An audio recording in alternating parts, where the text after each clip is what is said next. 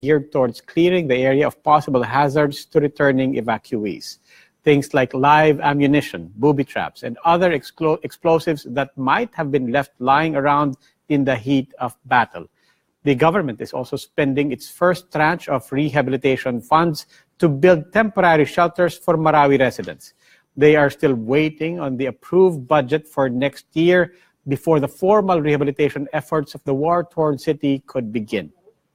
The return of 180 SAF troopers from Marawi this afternoon overflowed with emotion. Members of the elite police force were all smiles as the people who came to witness their march gave them no less than a hero's welcome. Jeff Caparas has the details. Fresh from the battle zone, at least 180 elite Special Action Force troopers arrived in Manila to cheers from the homecoming crowd. Clad in their full battle gear, the SAF commandos dubbed silent operators marched from a mall to Camp Bagong Diwa in Taguig City. People lined up in the sidewalks, waving Philippine flags and putting their hands together for the heroes of Marawi. The soldiers could not hide their happiness. Pagmamahal sa bayan. Happy to serve. Sir, ito yung first time na uwi kayo after 5 months? Opo. So, kumusta sir? Ano una niyong gagawin? Pamilya muna. Pamilya. Tapos, bakasyon. The troopers received a separate rousing welcome from their fellow policemen inside Camp Bagong Diwa. Masaya sir, masaya. Nakabalik kami lahat na kunti lang na discuss.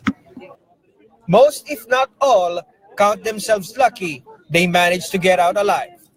Pero sir, ano yung tumama? Anong tumama? Debris ng airstrike. Di ko po nakita kung ano yung tumama sa akin kasi pag tama sa akin, wala na. All the SAP troopers have been deployed to Marawi over the past 5 months, were individually honored by PNP Chief Bato de la Rosa, who once again could barely hold back tears. I-imagine ko yung pamilya ninyo habang kayo nandoon. Kung ano na lang yung kanilang naramdaman. Kaya ngayon, andito na kayo. Ang laki ng pasalamat ko. Hindi ko alam kung paano ko kayo pasalamatan. Kahit na sabi nila, wala kami nakikitang action ng SAP doon sa main battle area. Kung sabi ko, ganyan kadisiplinado yung mga tao namin. Hindi yan nagpo-post ng video, hindi yan nagpo-post ng mga pictures doon sa main battle area. Ganyan ang totoong operative. As a reward, SAP troopers who worked hard in Marawi will be promoted 1 rank higher. The promotion, however, does not cover policemen who hold superintendent or higher ranks. So ngayon, andito na kayo, except dito sa mga superintendent, all others na nag-join sa Marawi, I am hereby meritoriously promoting you 1 rank higher. So ladies and gentlemen, from the bottom of my heart, as your father, I am welcoming back you, my sons. Bato is also giving the Marawi soldiers 1 month off from their jobs. Jeff Caparas, Bloomberg TV, Philippines. And in Marawi, an exclusive video surfaced detailing the operation that led to the deaths of Istilon Hapilon and Omar Maute. The video clip, dated October 16, was taken inside the tank of the snipers that killed the 2 top terrorists. It can be seen from the thermal lens that Maute and Hapilon used their women and children hostages as human shields in their attempt to escape. A few seconds later, the gunner who identified himself as Black Hornet fired at the terrorists.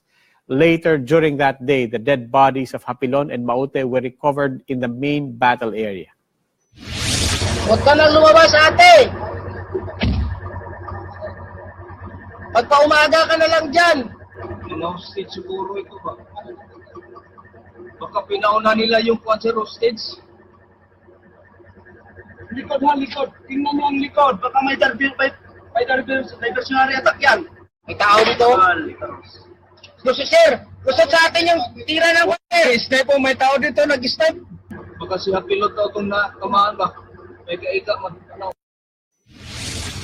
When the big story returns, Alibaba founder Jack Ma says the Philippines needs to fix its internet problems fast. More details on his investment plans here after the break.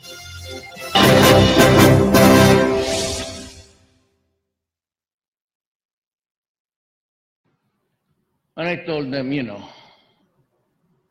in the past, so it's just all politics.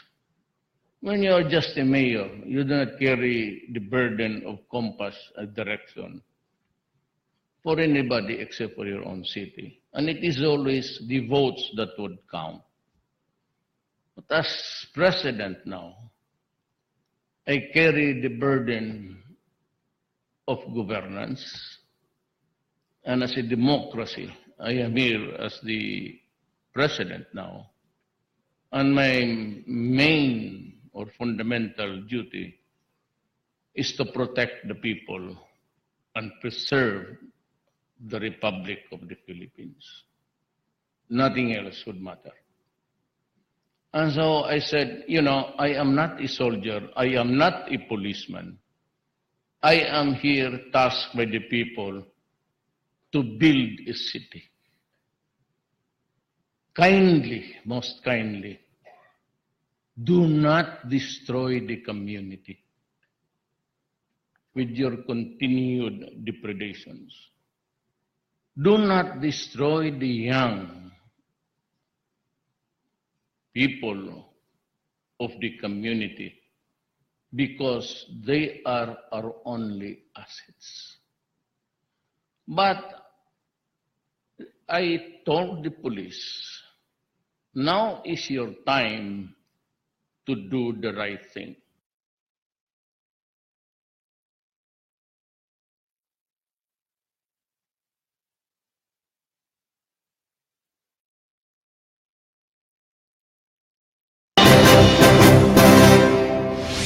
This is the big story. The buzz around town today, Alibaba founder and chairman Jack Ma in Manila. Earlier, he was conferred an honorary doctorate in technopreneurship at the De La Salle University. In his keynote, Ma praised the Filipinos' heart to serve, and he said the country is well positioned to capitalize on the services revolution, but he stressed infrastructure problems like slow internet speed need to be fixed. I arrived late last night, and I tried to test the speed of Philippines. It's no good.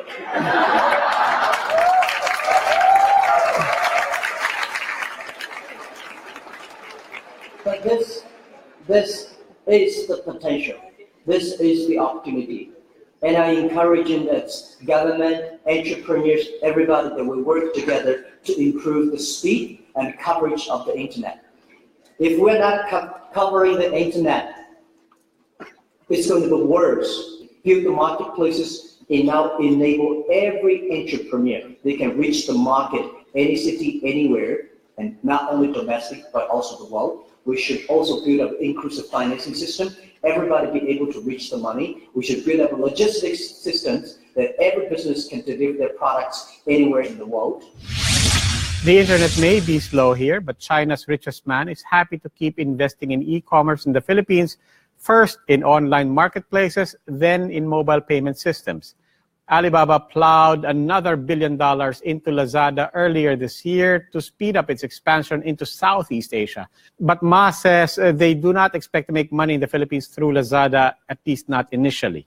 The business magnate also called on the government to build up an ecosystem for small businesses, and he says the Filipino-Chinese community should lead the charge towards a cashless society. Philippine government should make special policies only for small business, exporting, importing, spending money on the infrastructures, on the mobile, broadband. Because if we give in broadbands, mobiles to every young people, and then if they do not succeed, if they try, that's their fault. If we do not give in this infrastructure policies for better broadband, better use, lower cost of internet, it's government's fault. Well, the Filipino Chinese here, I think there's a big community here. They understand Chinese and English and also Philippine culture. So I think should be the ambassadors of the cashless society, because a lot of people heard about Alibaba payment, Ali payment, but they don't know how to use it because the language problems, because we have not launched it yet. You are the ambassadors and bridges. Ma met with President Duterte for a courtesy call this afternoon, and he capped off the day by helping Globe launch its cashless payment service under GCash, which in turn is run by Globe's fintech arm Mint. Ant Financial bought a 45% stake in Mint earlier this year. U.S. President Donald Trump is set to visit Manila on November 12 and 13, but will no longer attend the East Asia Summit on the 14th. Foreign Affairs Secretary Alan Peter Cayetano insisted Trump does not intend to snub the meeting, which will be attended by all 10 ASEAN countries and dialogue partners like the United States. Maricel Halili has more. U.S. President Donald Trump will skip the East Asia Summit that will be held in Manila on November 14. Foreign Affairs Secretary Alan Peter Cayetano said the U.S. President will only visit on November 12 and 13 and that they're working out a bilateral meeting between Trump and President Duterte. You can't really attend everything. So the main signal is him coming here. It would have been great if President Trump could attend all the activities. But the reality is any world leader, especially if the United States, cannot spend too much days outside the U.S. White House officials say Trump will likely raise human rights issues. The East Asia Summit will be attended by all 10 ASEAN countries and dialogue partners, including the U.S.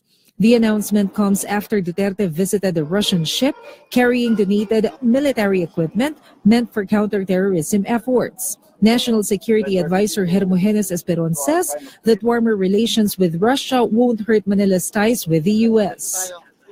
It provides diversity to our kind of training, meaning we get more exposure to different technologies as well as techniques. So that should be a welcome addition. U.S. Ambassador Sung Kim is also unfazed by Manila's pivot to new allies.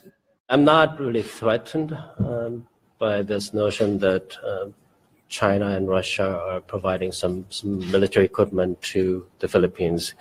We have been providing very important equipment to the Philippines for many, many years. The fact that the Chinese and the Russians provided some rifles, I'm not sure is really such a cause for concern for the United States. Duterte met with U.S. Defense Minister James Mattis and Russian Defense Minister Sergei Shoigu at the recently concluded ASEAN Defense Ministers Summit in Clark, Pampanga. ASEAN ministers pledged to deepen cooperation and counterterrorism efforts as well, and equivocally condemned North Korea's nuclear testing and weapons program. Maricel Halili, Bloomberg TV, Philippines. And that wraps up today's big story. I'm Robbie Alampay. Please do not forget to follow Bloomberg TV Philippines on Facebook.